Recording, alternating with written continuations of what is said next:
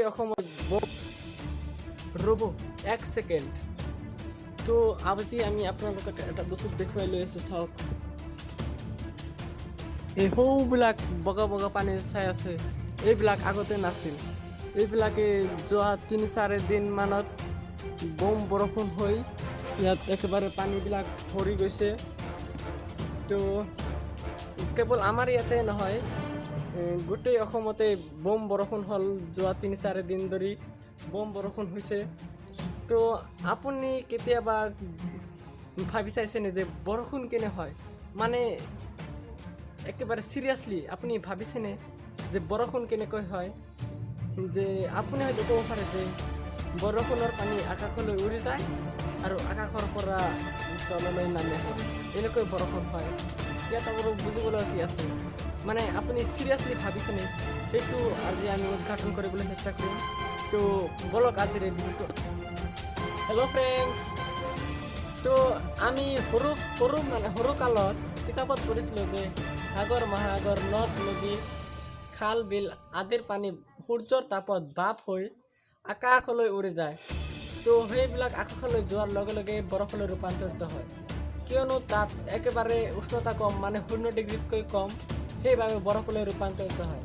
কিন্তু বৰফলৈ ৰূপান্তৰিত হ'বলৈ হ'লে ক্ষুদ্ৰ ক্ষুদ্ৰ মাটিৰ কণিকাৰো প্ৰয়োজন, যিয়ে বৰফৰ ক্ৰিষ্টেল বনাই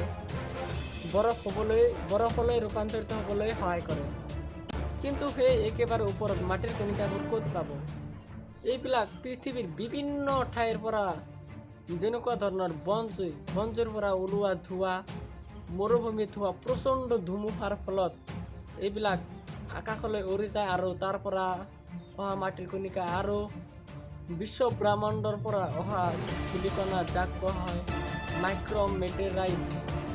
যেতিয়া বিশ্ব ব্ৰহ্মাণ্ডৰ পৰা অহা মাইক্ৰ'মেটেৰাইট আৰু পৃথিৱীৰ পৃষ্ঠৰ পৰা যোৱা ধূলিকণাবোৰ যেতিয়া ওপৰলৈ যায়, তেতিয়া একেবাৰে আকাশৰ ওপৰত থকা এই সৰু সৰু পানীৰ কণিকাবোৰ লগ লাগি ক্ৰিষ্টেলাইজড হৈ যায়।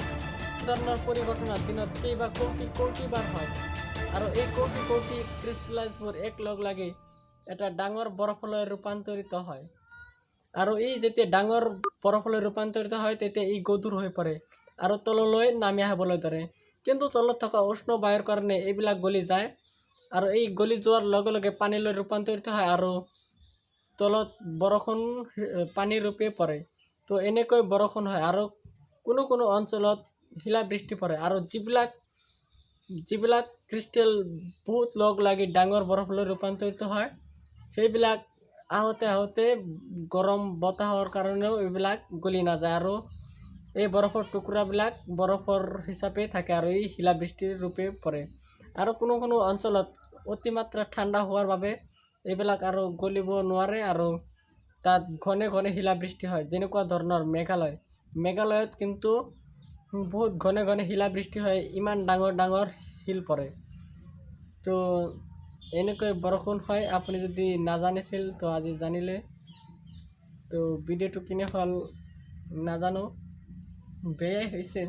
তো এনেকুৱা ধৰণৰ ভিডিঅ'ত মই ভিউজ আশা কৰা নাই। তো আজিলৈ ইমানেই। বাই। ভিডিঅ' চাই যদি ভাল পালে, মই জানো যে ভাল পোৱা নাই, তো এটা লাইক কৰি দিয়ক। ভাল ভিডিঅ' বনাই লৈ আহে।